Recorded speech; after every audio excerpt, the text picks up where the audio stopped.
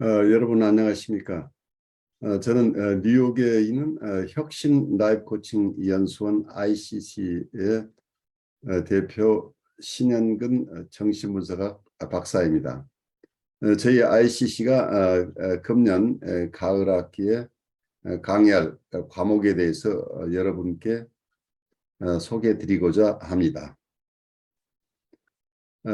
이번 학기에는 수요일과 목요일 강의를 하기로 결정했습니다. 수요일에는 대상관계 이론, 그리고 경계선 환자 상담자의 역전이와 역전이 저항을 강의합니다. 첫 번째 과목 대상관계 이론은 영국의 대상관계 이론을 중심으로 강의를 할 텐데, 지금까지 정신분석의 역사와 이론에 대해서 계속해서 저희 ICC에서 강의를 개설해 왔는데, 그동안에 프로이드와 고전 정신분석학 전통, 그리고 자아심리학, 그리고 대인관계 정신분석학에 대해서 심층적으로 공부해 왔습니다. 이번 학기에는 대상관계 이론을 중심으로 역사와 이론을 공부합니다. 저희가 대상관계 이론을 공부한다고 하지만 지금까지 공부해온 고전적인 정신분석, 그리고 자아심리학, 대인관계 심리학, 그리고 앞으로 또 공부할 자기심리학, 현대정신분석학, 그리고 최근에 점점 더 중요하게 여겨지고 있는 관계적 정신분석 또는 상호주관적 정신분석 이론, 이런 여러 이론들을 상호 비교하며 함께 공부해 나갈 계획입니다. 저는 정신분석의 어떤 학파의 역사나 이론을 공부할 때 항상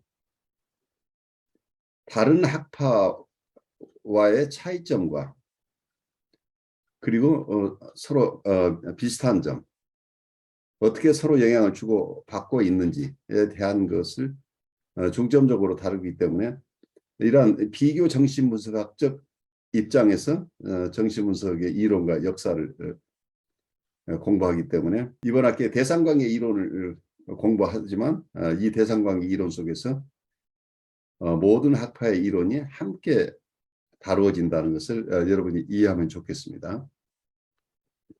둘째 시간에 저희가 공부할 과목은 경계선 환자 상담자의 역전이와 역전이 저항입니다.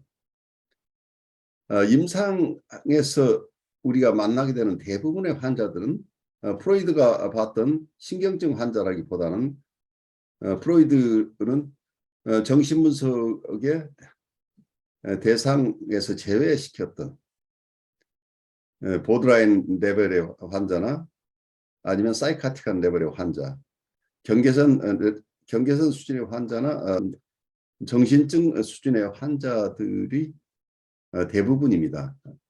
그래서 고전적인 정신분석을 이해하는 것도 굉장히 중요하지만, 이러한 새로운 환자층, 과거의 정신분석에서는 정신분석의 대상이 되지 않는다고 생각했던 이러한 어려운 환자들을 볼 때 가장 어려운 부분은 상담자가 가지는 역전이 정서입니다.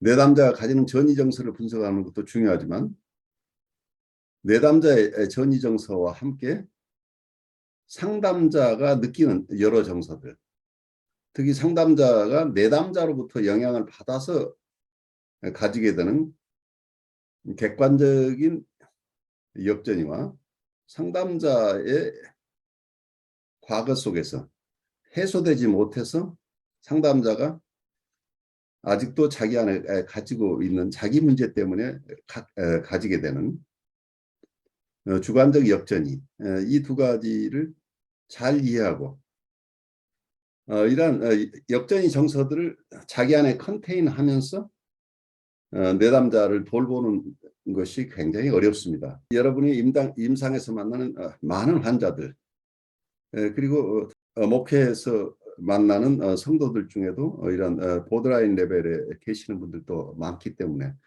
그분들을 적절하게 도와드리는 일이 굉장히 중요한 것으로 보입니다. 여러분이 임상가나 목회 상담가로서 경계선 레벨에 있거나 신경적 레벨에 있는 분들을 대할 때 여러분들이 감당하기 어려운 역전이들을 어떻게 이해하고 자기 안에 이걸 담아내면서 적절하게 사용하는가 하는 것을 우리가 함께 연구하고 고민하는 시간을 우리가 가지게 될 것입니다. 그래서 대부분의 어려움을 호소하는 분들이 과거의 전통적인 정신분석으로 도울 수 없는 분들이기 때문에 이 역전이를 다루는 이 수업은 여러분들에게 굉장히 중요하리라고 생각이 됩니다. 우리 첫째 시간에서 공부하는 두 과목의 교재를 제가 소개합니다. 첫 번째 시간에 우리가 공부하는 대상관계 이론의 교재는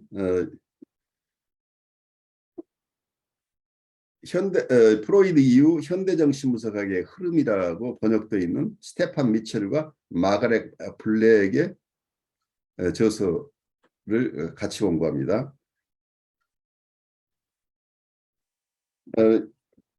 원서는 영문본으로 되어 있고 그리고 국내 번역본은 여러분들 여기서 볼 수 있습니다. 둘째 시간에 우리가 공부할 교재는 역전이와 경계선 환자의 치료라고 번역되어 있는 가버드와 윌킨슨이 함께 저술한 책입니다. 이 책의 원서는 여러분들이 지금 보는 이 책이고 그리고 번역서는 지금 시중에서 구할 수 있는 책입니다. 제가 수요일 강의에 대해서는 소개를 드렸고 목요일에 할 강의는 첫째 시간에는 슈퍼비전과 사례 개념화에 대해서 공부합니다. 슈퍼비전과 사례 개념화에서는 여러분들의 구체적인 사례들, 여러분들이 임상에서 만나는 분이나 혹은 목회 현장에서 만나는 여러분들, 경우에 따라서는 여러분 스스로 개인적인 삶 속에서 있었던 사례도 좋습니다. 그래서 스스로 잘 이해하기 어려운 이런 사례들을 가져와서 이 사례를 개념화하고 이러한 사례를 어떻게 이해하고 그리고 이런 사례에서 상담자는 어떤 부분을 잘 살펴야 되고 그리고 내담자에게 어떤 인터벤션을 하는 게 좋은 것인가 하는 것을 구체적으로 서로 논의하는 시간입니다. 여기서는 개인 슈퍼비전과 달라서 집단 슈퍼비전 형식으로 어떠면 여러분들의 집단 지성이 함께 사용되는 시간입니다. 집단 슈퍼비전에 참여하는 여러분들은 자기 케이스를 이야기하는 과정 속에서는 자기가 슈퍼바이지가 되지만 또 다른 분의 케이스를 듣고 참여할 때는 본인이 슈퍼바이저 입장에서 동료 슈퍼비전을 하는 셈입니다. 그래서 이 공동 슈퍼비전에서는 슈퍼바이저인 저 혼자 슈퍼비전을 하는 게 아니고 함께 참여하는 그룹원들이 공동 슈퍼바이저로서 함께 참여한다는 게 아주 특징적입니다. 그래서 우리가 실제 임상에서 일어나는 전이나 역전이나 무척 다양하기 때문에 메인 슈퍼바이저 혼자서 주 감독자 혼자서 여러 정서들을 다 해내는 것은 어렵습니다. 이때 동료들이 슈퍼바이저로서 함께 참여하면서 다양한 정서들을 픽업하고 함께 케이스를 논의하는 과정이 이 사례 개념화와 임상 감독을 아주 풍요롭게 합니다. 그래서 이러한 공동 수보 비전에 여러분들이 관심 있는 분은 함께 참여하면 과거에 경험하지 못한 새로운 체험들을 하시게 될 것입니다. 둘째 시간에는 상해의 본질과 실천 기법에 관한 정신분석적 영성적 이해를 주제로 한 과목입니다.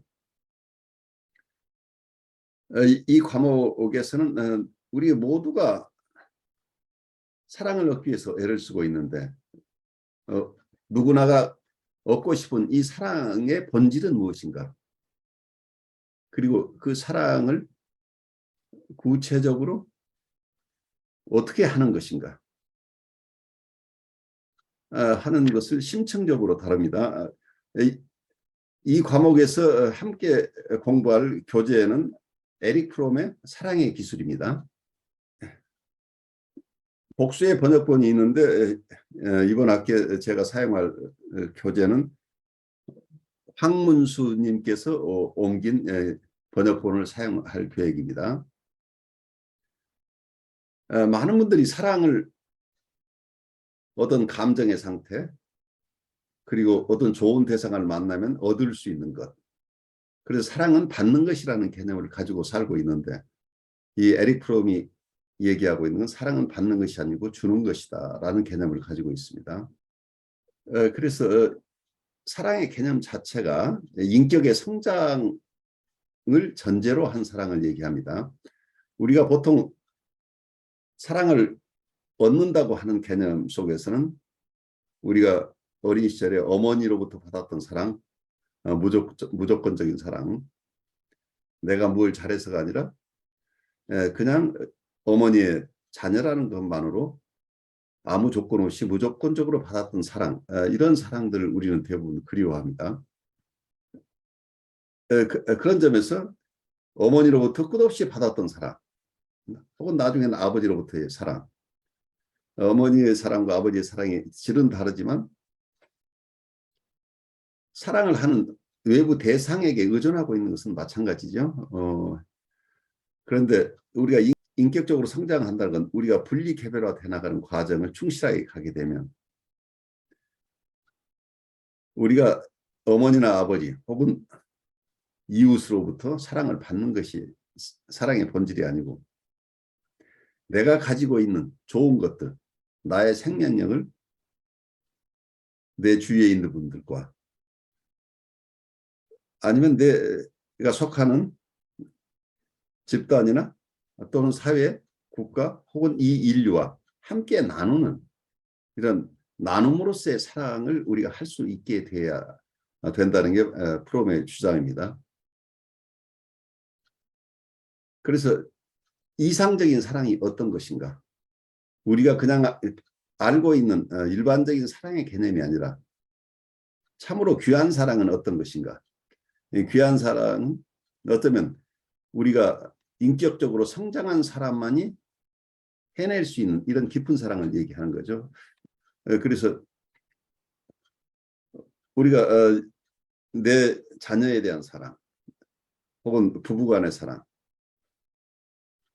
그리고 친구들과의 사랑, 연인과의 사랑, 이런 다양한 사랑이 있지만 궁극적으로는 하느님과의 사랑도 있겠죠. 그런데 이 모든 사랑의 밑바닥엔 자기에 대한 사랑이 필요하다고 하는 게 아주 중요하게 부각됩니다. 자기를 사랑한다는 개념은 흔히 자기중심적이고 어떤 병리적인 나르시시즘을 연상하시는 분들이 많은데 참으로 자기를 수용하고 자기를 귀하게 여기면서 자기를 사랑할 수 있는 능력을 갖춘 사람만이 이웃을 사랑할 수 있다는 원리를 철저하게 체득하는 것이 중요한 것으로 보입니다. 그래서 이 사랑의 기술이라고 번역이 되어 있습니다만은 많은 분들이 이 책을 읽고 있습니다. 이 책을 깊이 이해하려면 인생에 대한 경험, 그 인생에 대한 본인 나름대로 풍요로운 경험과 함께 정신분석적인 통찰 그리고 영성적인 통찰을 함께 가져야만 깊이 있게 이 저서를 이해할 수 있을 것으로 보입니다. 그래서 단순하게 우리가 일반적으로 얘기하는 사랑의 얘기가 아니라 인간 성숙의 이론, 인간 발달 이론이기도 하고 어떤 영성의 이론이기도 한 것이죠. 그래서 사랑이라고 하는 것은 정신분석적으로도 궁극적으로 우리가 도달해야 될 지점, 자기를 깊이 사랑하고 이러한 자기 사랑을 바탕으로 이웃을 사랑할 수 있는 길이 어떤 것인가. 어떻게 보면 이건 생명 존중의 사상과 통한다고 보입니다. 모든 생명체를 사랑할 수 있는 힘은 내가 좋아하는 것만 사랑하는 게 아니고 나와 함께 숨쉬고 있는 모든 생명체, 나와 함께 살아가고 있는 모든 생명체를 사랑할 수 있는 큰 자비심이나 큰 사랑을 우리가 어떻게 터득할 것인가 하는 지점까지 우리가 공부해 나가고 어쩌면 체험해 나가는 것이 필요하지 않을까 싶어요. 그래서 단순한 공부라기보다는 우리 스스로의 성숙 과정을 함께 가는 것이다 하는 생각을 하고 있습니다. 그래서 여러분의 체험과 여러분 각자의 체험과 저의 체험이 어우러져서 이 삶 안에서 우리가 어떻게 나를 사랑하고 이웃을 사랑하고 어쩌면 이 우주에 있는 모든 생명체를 사랑할 수 있는 힘을 우리가 가질 수 있을 것인가 하는 이러한 숙제를 가지고 이 과목을 공부하고 있습니다.